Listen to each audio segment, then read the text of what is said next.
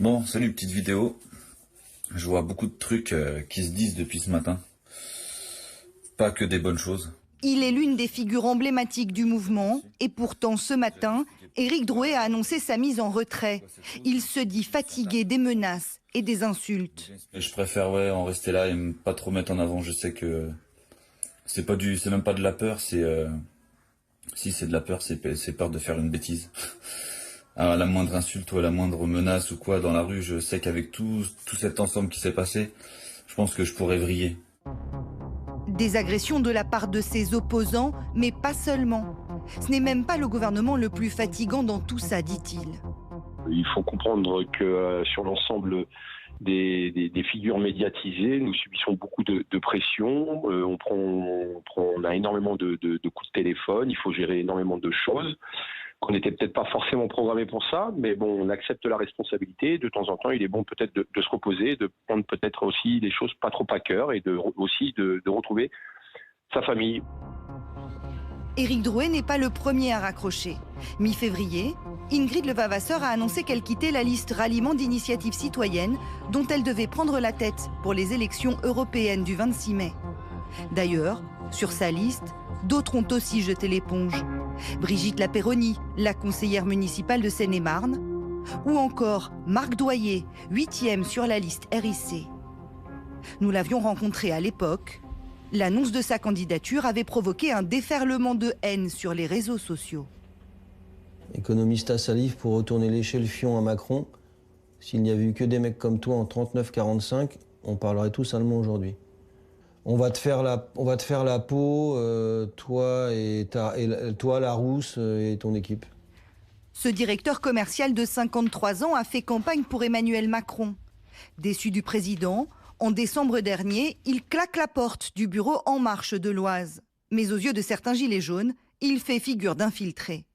Ça, moi, je le vis mal, parce qu'à partir du moment où on peut imaginer que je sois là pour infiltrer, c'est quand même bon, c'est grave quand même comme accusation.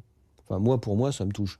Et puis surtout, je m'aperçois que ça va fragiliser la liste. Je me rends compte qu'à chaque fois, l'angle d'attaque, ça va être Marc Doyer infiltré d'En Marche. Donc je décide, à cause de ça, je décide de partir. Le ver est dans le fruit. Les gilets jaunes peinent à se structurer. Même autour de Jacqueline Moureau, celle dont la vidéo coup de gueule avait dépassé les 6 millions de vues.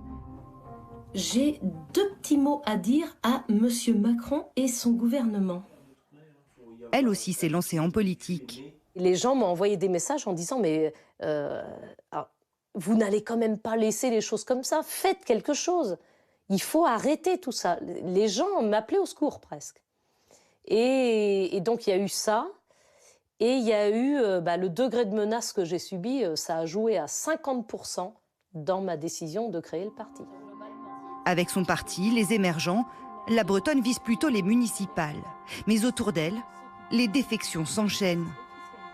L'attitude et les prises de position récentes de Madame Moureau ne semblent plus en lien avec nos visions humaines et progressistes.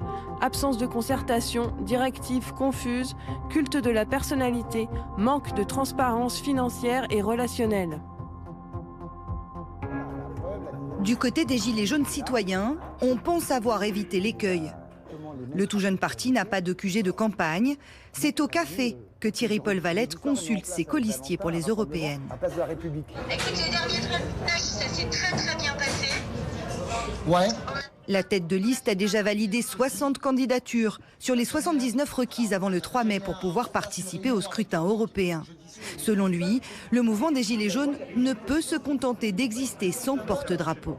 Le mot horizontalité, système horizontal, on l'a utilisé depuis le début, on l'a souvent mis en avant, beaucoup l'utilisent. Pour moi, c'est une grosse supercherie. Il faut des hiérarchies.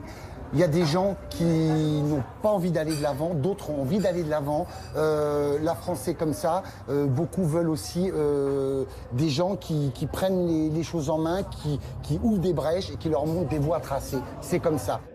En tout, 4 listes Gilets jaunes ont annoncé leur intention de se présenter aux élections européennes.